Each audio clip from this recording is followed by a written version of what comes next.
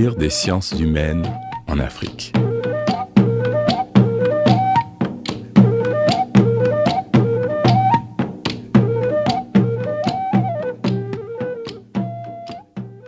On m'a fait beaucoup de procès d'intention, mais des études venant prouver le contraire, on n'a pas pu en faire de consistantes.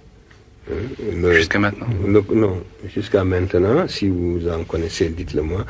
Je crois que le colloque du Caire en est la preuve.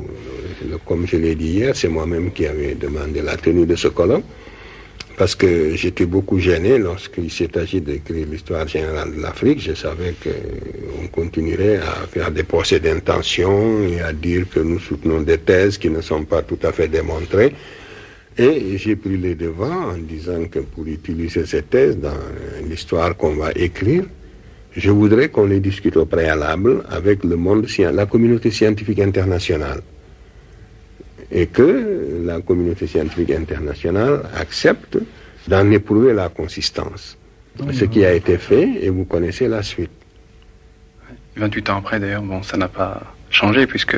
Ça change, ça, si vous voulez, ça a évolué, mais positivement, le point de vue a évolué, c'est-à-dire que de nouveaux arguments très forts sont venus s'ajouter à ceux dont je disposais à cette époque-là, et des arguments de toute nature, d'ordre linguistique, d'ordre anthropologique, et tout. C'est certain. Il est certain que les Égyptiens étaient des Africains, ça on peut le démontrer de plusieurs manières. Et la civilisation égyptienne avait des tares, elle avait des faiblesses.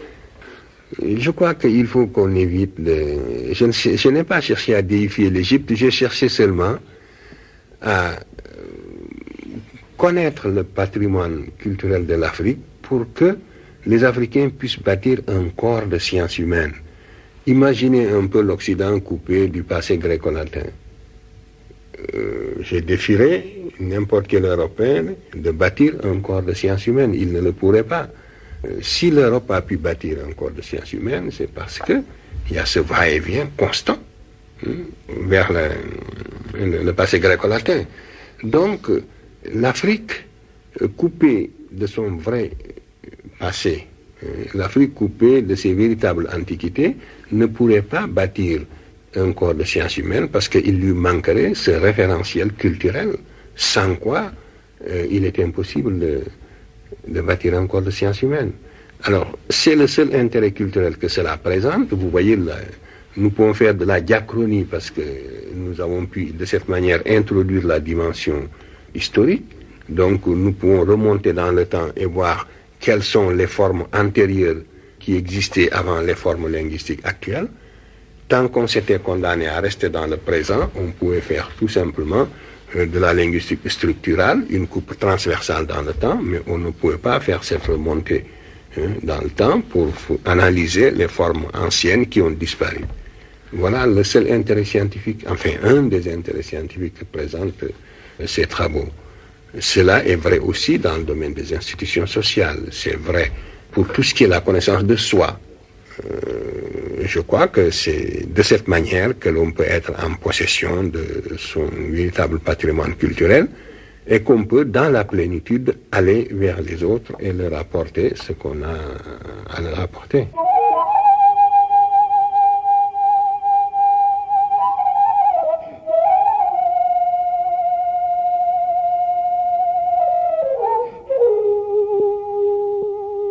Maintenant, c'est les Africains qui doivent prendre leur histoire en charge pour l'écrire correctement, sans aucun doute. Et c'est ce que nous faisons. Et non pas seulement pour édifier, comme je le disais tout à l'heure, la société africaine, mais pour édifier l'humanité entière. Cette histoire nous est commune, c'est une histoire universelle. Les premières expériences humaines ont débuté en Afrique. Lorsque l'humanité sera suffisamment éduquée pour ne concevoir plus que l'individu en dehors de toute coordonnée ethnique, pour ne voir plus chez l'individu que l'humain, mais on verra la richesse de cette expérience. C'est à ce moment-là que nous verrons comment l'homme, débarrassé de toute coordonnée ethnique, a vaincu la nature progressivement. Et ce sont ces progrès de la civilisation qu'il est intéressant de suivre.